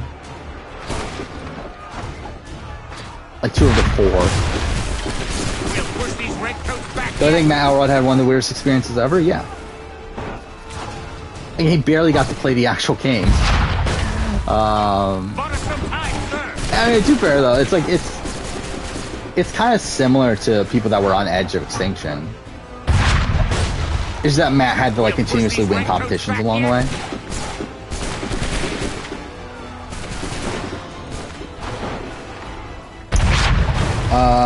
Recasting San Juan del Sur as Blood vs. Water 2. I probably won't do that because I feel like it's kind of repetitive. Because I'm already doing a recasting Blood vs. Water video. I feel like it's kind of repetitive to just do another one with just like 2 seasons later. I did want to do certain other things though. I did want to do like recasting Kaguyan if it was All Stars, like recasting like all these like other themes if they were All Stars, and like do them at the time of their respective seasons. I think that would be an interesting topic. But again, like I think with Blood vs. Water, it's just kind of a repetitive one, and it's kind of one that like is not like I don't like doing Blood vs. Water videos. Like it's too much research and it's too much of a pain to put casts together because like there's so many like little things to think about. Do I think Rim will come back? Probably. Like, if I were to, if you were to make me bet, I would say no. Well, I don't think it's like a 0% chance. That should slow them down. Haley is probably number 2 player of Australian Survivor. George is like hovering top 10. A perfect shot. I think like as a Brains vs. Brawn, I would have had him top 10. I think after this season, it's like. I don't really know where... well, really, the main contenders, obviously, are Mark, Sam, and Josh. I think those are the 3 people that could crack top 10. Yeah, I don't 100% know exactly where they land right now. But, yeah, I mean, both George and Haley were top 10 after last season. What if I am the Idols was on every season? Who would have been the Idols for Borneo? I think that would have been a humorous thing. Like, are we going like champions? Are we picking like 2 sports people? Is that what we're doing?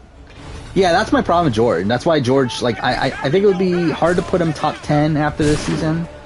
Is that George is just, yeah, too high variance of a player. Like, if George is able to get a foothold in the game, then he's probably gonna be able to pull off some pretty big moves, but it's like, I don't know how likely it is that he's ever gonna do that. And like even the game that he did play was one that was very, very rocky for first like third of the game. It's like not until swap that he's able to get any real traction there.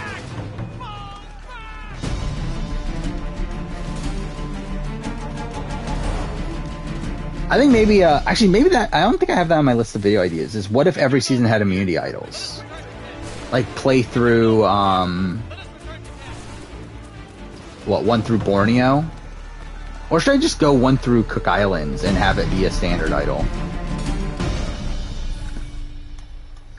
Yeah, I think George is screwed on return. He's yeah, not doing well. Do I enjoy Dale Wentworth? I did at the time. You have saved many lives today. He's probably still fine. I mean... Connor? I don't know if he's definitely not like a top tier character. He forced retreat in the midst of battle, hoping the loss would take the lives of your men. But I think he is kind of forgotten about in the grand scheme of things. I'm sure he will come and spin a tale saying that he was outnumbered or I was somehow to blame. All lies. I will say it one last time. That man is your enemy, and he will not stop until you are dead or dishonored. Connor's tale is true. Lee was. I mean, okay, yeah. I think we'll talk Challenge CBS spoilers again. I did last stream. I will investigate these so allegations at once. The time for that again, like I don't think we'll go like I don't want to go like super in depth. Else we're no better than those we oppose. Never mind the political ramifications. Yeah, if you don't want to be spoiling Challenge CBS, should you choose to spare Lee's life? Again, like it's very difficult to not get spoiled. Like, I feel like if you're in the online community, I don't know how you haven't gotten spoiled at this point, considering how, like, open it is talked about on, like, Twitter. Where, like, even, like, people that are not, like, super, like, big into Challenge and stuff like that, like, are openly talking about Challenge CBS spoilers. So it's like, I don't know, like, if there's that much of a point in trying to, like, really hide it.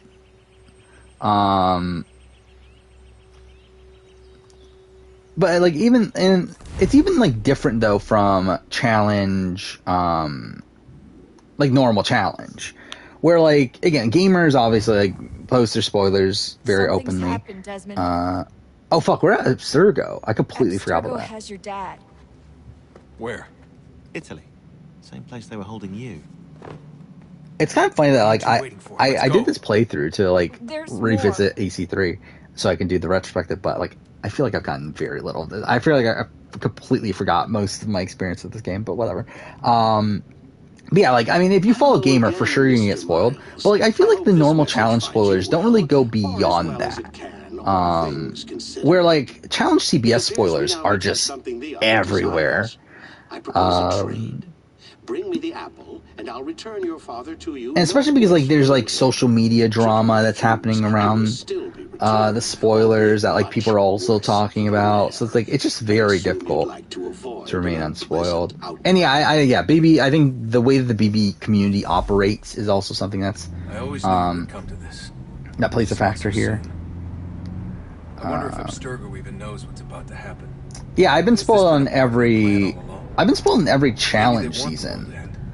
Even like even seasons like from before I even watched the show, I knew about spoilers. Ripe for the reshaping. Really, since like what War of the Worlds, Leaving him there.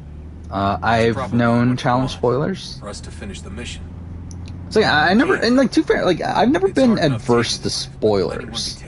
Like the only reason I'm not like super into like Survivor spoilers and stuff now is because like I have a YouTube channel where like I talk about like mid-season thoughts and stuff. But like if it wasn't for that, like I wouldn't care. Like I mean, again, I personally enjoy being spoiled in the sense that like I like knowing where things are going. Like I like knowing the story that they're trying to tell and be able like to piece things together. But it's like, and it's obviously like with the challenge, it's like I think, and to be fair, it did play a factor into like my enjoyability of Spies, Lies, and Allies, in where like I knew that okay, CT and Casey are gonna win, but it's like they're not even like really setting up the Casey win in any real way, and like that just felt weird in how they were handling that. Well, like I also feel like with like All Stars 2 is the same thing with like Jeanne, where like yeah, it felt very clear to me that they were like setting up a Jeanne winner like sort of edit. But like I obviously that's like with me knowing that Jeanne was gonna win. I'd rather this not turn ugly. But yeah, like even with Survivor though, like I was spoiled, or like within the spoiler, like following the spoiler communities, like until Eye on the Idols. And really, like, I didn't follow it for Winners at War, but, like, I ended up getting spoiled anyway. And then, what was it? And then, yeah, like, with 41-42, I haven't really been following.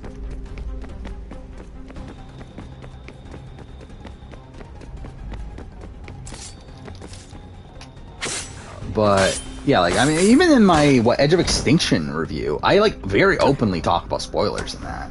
Like, talk about, like, what was going on spoiler-wise in terms of, and that's something I actually kind of forgot about until I rewatched the video. That, like, yeah, I'm, like, openly talking about, like, okay, Chris Underwood's a fucking idiot. He posted a picture of him with the red buff. And that, like, what was it? That everyone was like, oh, that was, like, a surprise that Kelly Wentworth went home because, like, this is actually something I forgot about. But yeah, like, Kelly Wentworth, like, people thought she made Final 3 on Edge of Extinction, like, in the spoiler community. Yeah, like, yeah, Survivor spoilers are not as solid typically, especially, like, they're not solid until, like, a bit into the game. Because, like, usually what happens with Survivor spoilers is that there's, like, a billion fucking spoilers pre-season. Because, like, there's, like, a whole bunch of random people making up shit. And it's not until the season starts to air, and then you start to notice that, okay, this one spoiler has gotten, like, 2 or 3 things right in a row. Has, like, essentially gotten everything right so far. And, like, that's when you realize, okay, this is probably the correct spoiler. It's like the same, like, I mean, yeah, it pretty much happened, like, every season I was following spoilers. That's pretty much what happened, like, by, like, episode, like, 3 or 4, in the season that was spoiled, like, that's kind of the point where you, like, you would notice that, okay, this season's spoiled then. Like, I think that definitely happened for, like, David vs. Goliath, I know. It happened for IOI. I think IOI was a bit later, though, if I remember right. Shit. Not what I meant to do. Ghost Island wasn't spoiled though, which was interesting. Like it was like we knew Dom and Wendell were getting to the end, but it was actually assumed that Dom was gonna win. Will Jay ever return to Survivor? Probably, like maybe. I think it's probably the better answer. Okay. I do. I would say like it matters the theme. Like it matters the theme. Like if Second Chance 2 is next season and it's like next batch of like it's 45, 46. I could definitely see Jay being on there. I think his time is like kind of dwindling though. I do think they do like Jay though. I mean they do like show his like fake idol thing a lot. So like I suspect that they're still pretty high on Jay, but again like it is starting to get like it's been almost 10 seasons since his original season. Like it's been a while.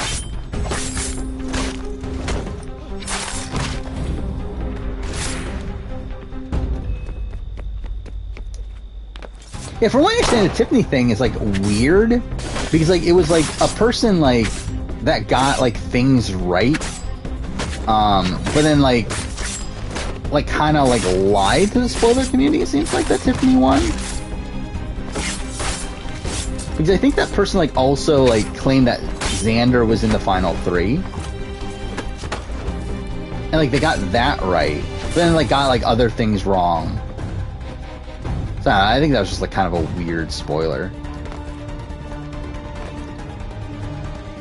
Wait, am I just being an idiot? I am. It's this one. There we go. Not there. Yeah, you might as well say your thoughts on Challenge CBS spoilers. Wait, where am I going? I thought this is where I'm going. Oh, no, I have to go to this room. Do I have to kill everyone first? Yeah, I do follow Survivor, the Edgic Reddit. I've never posted. Actually, I don't even know if I've ever posted on Reddit just in general. Would I do recasting Australian Survivor All-Stars? Yes. As in... I may or may not have already prepped the video. Don't know when the fuck it's coming out. It's probably not going to be for a very, very long time. But, yeah, I'll definitely do it. I will say, I'm not making... Like, I don't think there's as many changes to make as I thought there were going to be. I was kind of underwhelmed after, like, prepping the video on like, how the cast turned out. Where, like, there are obviously, like, big changes to make. But, like... Not that many. Like it's like probably like what, like let's not draw this out. I mean, I guess to be fair, it's like a third of the cast or so. And I've got a gun. But like a lot of them are like even a lot of these changes are like kind of minuscule changes. Like changes like getting rid of like a John and getting rid of like a Daisy. It's like at the end of the day, it's like they're not terrible all-star candidates. Like I would have picked other people, but like it's not like these are like really egregious picks. Not now. I actually did not put Craig on. I love Craig, and I would love to see Craig play again. However, I do feel like when recasting this All-Star season, it does feel weird that Craig is there. Like, Craig just feels kind of out of place. What I believe on the recast, every single person that is on the cast outside of AK and Phoebe, which are obviously like two massive like exceptions, are people that made a deep run into the season. Like, at least made merge, and if not more than likely, pretty late merge. Or at least mid-merge, I should say. Like, final 9-ish on. I mean, I guess the exception is, like, a Nick Iadanza. But yeah, like having Craig on there, like, kind of felt weird. So I decided to not put him on, but... Yeah, I would love to see Craig back, though. Okay, well, that was me being an idiot. Recasting BB All-Stars 2? I already kind of did. Didn't I? I mean, that's essentially what my, like, dream casting Big Brother US video is. To a degree. I mean, like, I guess it could be, like, slightly different, but... especially if we're trying to go a bit more realistic. But, like, realistically, I'm not that upset at the BB22 cast. like BB22's cast is almost exactly what I would have cast, considering the field that they had to pick from.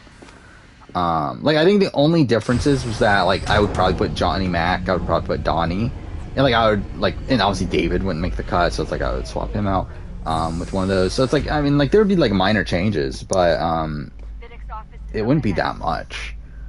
I think considering who they had, like, again, the fact that they couldn't get Vanessa or Rachel or, okay, well, that was something, or, Dan or Derek and Will, and, like, considering they couldn't get, like, these big names, then it's like, they did the best they could do. I just think the season just didn't turn out, like, because of, again, one, the overall meta of the game at this point, where, like, everyone knows the, like, Derek power structure, and you also have people who directly work with Derek, and, through that, like, would obviously utilize his strategies. Yeah, I just see, like, people, like, break the game in TV22.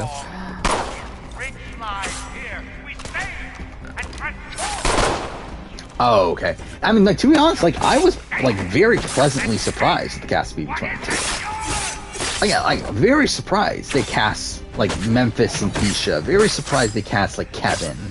Like, I never thought we were gonna get these people back. And, like, even though, like, to be fair, Memphis and Keisha were alternates, for Josh and Casey. But still, it's like, I mean, I was pleasantly surprised at the cast at the time.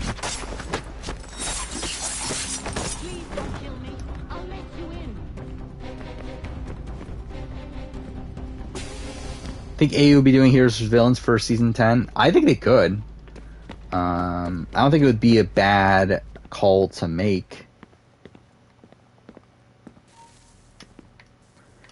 Yeah, Tarzan and Moana are question. I mean, like, I get the Tarzan pick though.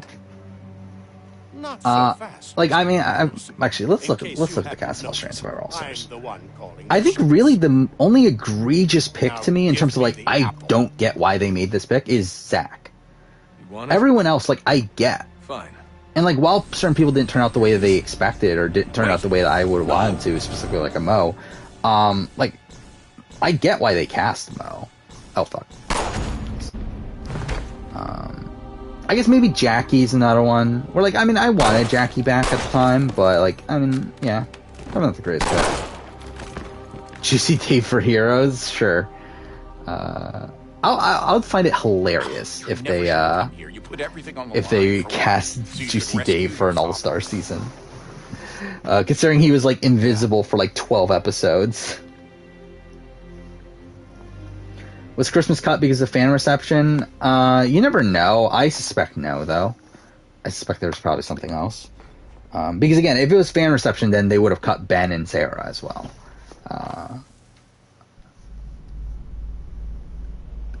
Yeah, I think it was something else. Update Survivor Legends. I will say, this is obviously for way down the road, but something that I'm thinking of doing, and, like, I talk about, like, wanting to do my, a redo of my Survivor Who Would I Vote For video. And, like, I decided to delay that a bit, because, like, something I kind of want to do, a bit down the road, again, probably for the 5-year anniversary of the channel, it probably will be, is I kind of want to, I think that's the point where I want to redo all these videos. And, like, that's still 2 years away, and, like, it does feel a bit long, but I feel like I might try to mirror my first year in my 5th year of the channel. Where, I think what I'm going to do with that year is, like, kind of look at what I did the first year, and then release, like, with certain videos that, like, I need to do redos of. I feel like that's when I'm going to do them.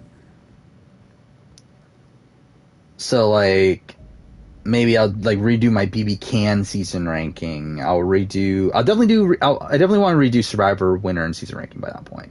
That's definitely the plan there.